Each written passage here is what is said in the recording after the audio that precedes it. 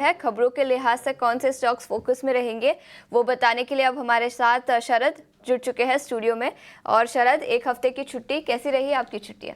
ये बिल्कुल छुट्टियां बहुत अच्छी थी और ट्रैवल का रश जो होता है वो बहुत देखने मिल रहा है। और मैं तो बताता हूँ सारे व्यूअर्स को और आपको सबको भी कि दिसंबर का ऐसा बढ़िया महीना होता है, जनवरी का महीना होता है कि आप थोड़े छुट्टी ले, छोटे हो बड़े हो लेकिन जाइए ज़रूर। एक फ्रेशन अप जो है लाइफ का परसेप्शन देखने मिलता है। लेकिन अब वापस आ जाते हैं, हमारा जो ब्रेड एंड बटर है उस पर फोकस करते हैं। ये है GCPL की अपडेट्स के बारे में। थर्ड क्वार्टर की अपडेट आई है। डिमांड कंडीशंस की अगर बात करें तो भारत में अभी भी सबड्यूड है। पिछले जो आने वाले महीने हैं, पास्ट फ्यू मंथ्स में, उसको लेकर उनकी स्टेटमेंट आई है। पाम प्राइस की जो स्टेबलाइजेशन है वो आने वाले महीनों में देखने मिल सकता है। और ओवरऑल स्टैंड ऑन अलोन जो बिजनेस है वो एक्सपेक्ट करेगा एक फ्लैटिश वॉल्यूम ग्रोथ रहेगा। यानी कि ओवरऑल सिंपली कहे तो कुछ बड़ा अपडेट नहीं आया है। Q3 अपडेट भी जिस तरह FMCG कंपनी में प्रेशर आ रहा है वो अभी भी कायम है। पेटीएम की बात करें तो उनके जो सिंगापुर आर्म है, यहाँ पे देखें तो उन्होंने अपनी स्टेक बेचने की बात की है जापानीज़ पेमेंट्स फर्म की पे।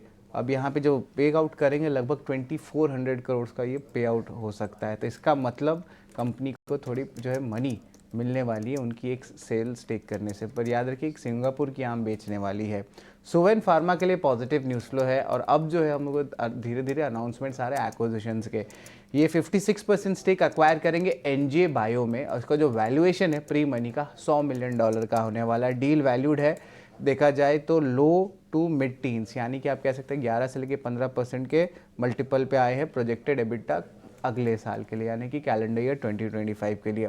अभी एक्विजिशन इंपॉर्टेंट क्यों ये मैं बता देता हूँ। जो CDMO बिजनेस है, जिनका जो टोटल एड्रेसेबल मार्केट होती है वो जो है एनालिस्ट के हिसाब से लगभग 200 मिलियन था। अब इस एक्विजिशन के बाद इनका जो टोटल एड्रेसेबल मार्केट है वो हम कह सकते हैं 6 गुना से ज़्यादा बढ़ गया है। ऑलमोस्ट $1.4 बिलियन का ये आंकड़ा आ गया है। इसीलिए ये एक्विजिशन बहुत इंपॉर्टेंट है। और एक्विजिशन की अगर मैं बात करूँ तो सीएट पे भी नज़र रखिएगा।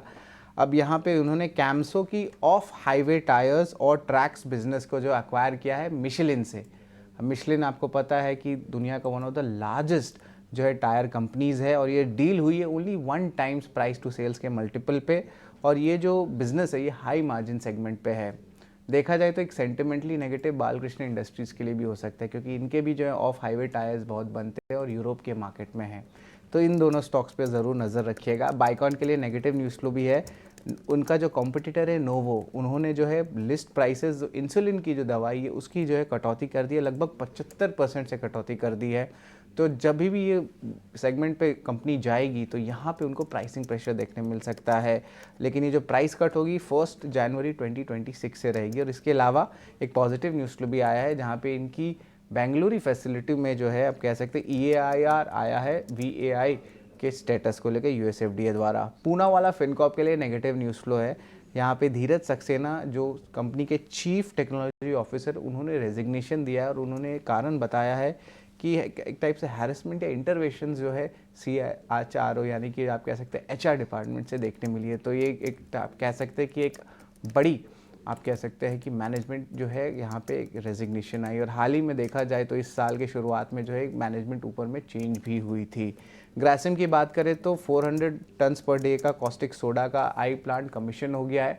अब इस प्लांट से जो कंपनी की जो कैपेसिटी है इस सेगमेंट की वो 40% से बढ़ गई है। और कंपनी कह रहे हैं कि हर साल हर फाइनेंशियल ईयर में 500 करोड़ का एडिशनल रेवेन्यू आने वाला है इस एडिशन के बाद से। वेल्सपन कॉर्प को भी 2 बड़े लंबे ऑर्डर्स आए हैं आपके US मार्केट से।